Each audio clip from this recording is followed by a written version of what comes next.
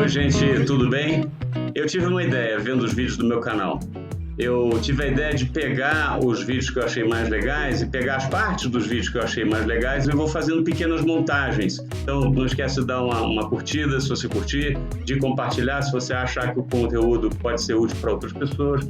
E se você gostou do canal e está a fim de ficar sabendo quando eu colocar coisas novas no ar, se inscreve no canal, vai lá nas notificações e aperta o sininho. Um abraço para quem é de abraço e um beijo para quem é de beijo.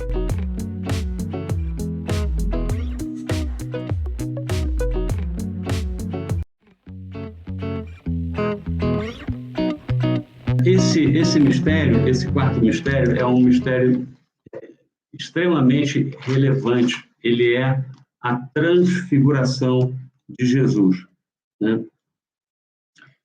Só para lembrar, a transfiguração de Jesus, o Jesus já estava, pouco antes dele morrer, ele já tinha anunciado para os seus discípulos que ele iria passar por uma morte terrível, não é? Já tinha dito isso para Pedro. E os discípulos estavam seguramente inconformados. Por quê que eles estavam inconformados? Porque eles estavam esperando a vinda do Messias. E o que é o Messias? Na tradição, até então, o que os hebreus achavam que era o Messias? Era um rei que viria libertar, restituir a glória do reino de Davi e tornar Israel independente dos romanos e senhor, não é, dos seus destinos, e que Jesus, o Messias seria, digamos assim, o governante que libertaria Israel, o seu povo. Então, eles estavam esperando um libertador político, um governante. Era isso que os seus discípulos estavam esperando. E mesmo eles tendo entendido que Jesus era filho de Deus, aquele negócio de entendi, mas não compreendi, sabe? Eles ainda estavam meio assim, puxa vida, como assim ele vai morrer? Pedro, então, estava inconformado, porque essa história de morrer sem libertar os judeus não caía na cabeça de Pedro, eu acho, sabe? E também, você vê, tem uma passagem lá de São João Batista, que o próprio São João Batista, que era primo de Jesus, ele fica meio na dúvida. Quando ele tá, se não me engano, preso, ele manda os seus discípulos perguntarem a Jesus: é você o escolhido ou devemos esperar por outro? Né? Ou seja, o próprio São João Batista perguntou isso para Jesus, entendeu? Por quê? Porque era difícil compreender naquele momento, naquele contexto histórico, que Jesus não vinha como um Messias político, libertador, que ele vinha como um Messias humilde, né? Que ia resgatar os mais humildes, que ele veio para o povo de Israel e que depois ele ia expandir isso para o mundo inteiro. Ele vai voltar como governante, ele vai voltar como Messias na sua glória, mas ele vai voltar na segunda vinda. Na primeira vinda dele, ele veio como um homem manso de coração, né? Ele veio para ensinar a humildade, ele veio para ensinar a obediência. E isso fez com que os discípulos, assim, meio conturbados, ficassem meio sem entender o que estava acontecendo. E aí Jesus, já muito triste, porque estava chegando a hora da sua morte, ele resolve subir um monte que se chama Monte Tabor, não é? E que hoje é conhecido como Monte da Transfiguração, e ele leva consigo 3 discípulos: Pedro, João, que era o mais jovenzinho, devia ter 17, 18 anos, e Tiago, chamado Tiago Maior. E os 3 sobem e vão rezar lá no Monte Tabor. E, de repente, quando eles estão lá em cima, acontece uma coisa absolutamente extraordinária. Jesus se transfigura. As suas vestes brancas começam a brilhar como o sol, e o rosto dele se transforma como que no sol. Não dava nem para olhar direito para Jesus. E aquilo espantou os discípulos de uma maneira muito impressionante, porque até então todos os milagres de Jesus tinham sido milagres para terceiros, né? Salvando as pessoas, fazendo os coxos andarem, os cegos enxergarem, os mudos falarem, os paralíticos se levantarem, os mortos ressurgirem, né, voltarem dos mortos, como foi o caso de Lázaro, mas no caso da transfiguração, o milagre foi o próprio Jesus, né?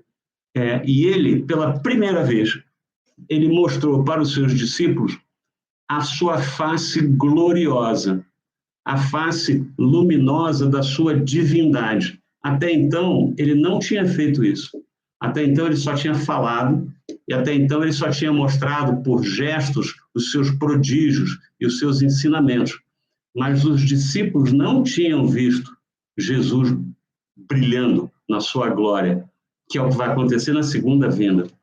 E quando isso aconteceu, diz lá dizem as Escrituras, apareceram duas figuras muito importantes na história dos hebreus, junto lá do monte, lá em cima do monte, enquanto Jesus estava transfigurado. Apareceu Moisés, não é? O grande libertador dos hebreus do Egito, e apareceu Elias, que é um grande profeta, né? E aí Pedro, aquilo deve ter sido tão impressionante que o Pedro e os outros, Pedro parecia que não sabia muito bem o que ele estava falando, porque olha o que ele disse. Ele vira para Jesus e diz assim: ai, Jesus, é tão bom estar aqui. Você quer que a gente faça 3 tendas? Uma para você, uma para Moisés e uma para Elias?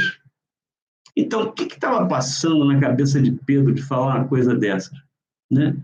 Eu fico pensando aqui, o Pedro certamente não queria que Jesus morresse, né? Era amigo dele, né? Então, ele queria tirar da cabeça de Jesus essa história de morrer. Ainda mais agora que ele viu Jesus como divindade, falou: é esse mesmo, esse é o Messias, é ele, não tem nada que morrer. Então, eu acho que na cabeça de Pedro, ele falou assim: eu vou fazer uma tenda aqui, 3 tendas, porque aí a gente vai ficando por aqui. Essa história de morrer, Jesus vai esquecer. Ele deve estar pensando em alguma coisa desse tipo, né? E para falar uma besteira dessa. E aí, uma outra coisa que é interessante, você vê que ele talvez não tivesse ainda aquele negócio, entendi, mas não compreendi. Ele já sabia que Jesus era filho de Deus, porque ele tinha dito isso para Jesus. Quando Jesus perguntou: vós quem dizeis que eu sou? Pedro falou: vós sois o filho de Deus, não é? O eleito, o Messias. E aí Jesus disse: não foi você que está falando, é o Espírito Santo que está falando, foi Deus que revelou para você. Então, Pedro já tinha dito isso, mas talvez ele não tivesse entendido isso em todas as suas consequências, né? E aí ele fala assim: uma tenda para Jesus, uma tenda para Moisés e uma tenda para Elias. Eu outro dia vi um padre muito culto aqui da igreja de Nossa Senhora Aparecida de Moema fazer uma observação que eu não tinha pensado. É que na cultura dos hebreus, o triângulo é uma coisa muito equilibrada, não é? E o mais importante não é o primeiro, é o do meio. Então, quando você coloca 3 pessoas, por exemplo, quando o rei ele vai armar sua tenda, os soldados ficam à esquerda, o rei fica no meio e os outros soldados ficam à direita para proteger o rei. Então, quando Pedro fala armar uma tenda para você, uma para Moisés e uma para Elias, talvez o Pedro tivesse assim confuso de achar que Moisés fosse até mais importante do que Jesus, porque botou Moisés no meio, né? Como se Moisés estivesse ladeado por Jesus e por Elias. E aí, nesse momento, acontece uma coisa extraordinária. A mesma coisa, quando Jesus foi batizado, Deus falou: esse é o meu filho bem amado, em quem eu ponho todo o meu afeto, ou algo parecido com isso, né?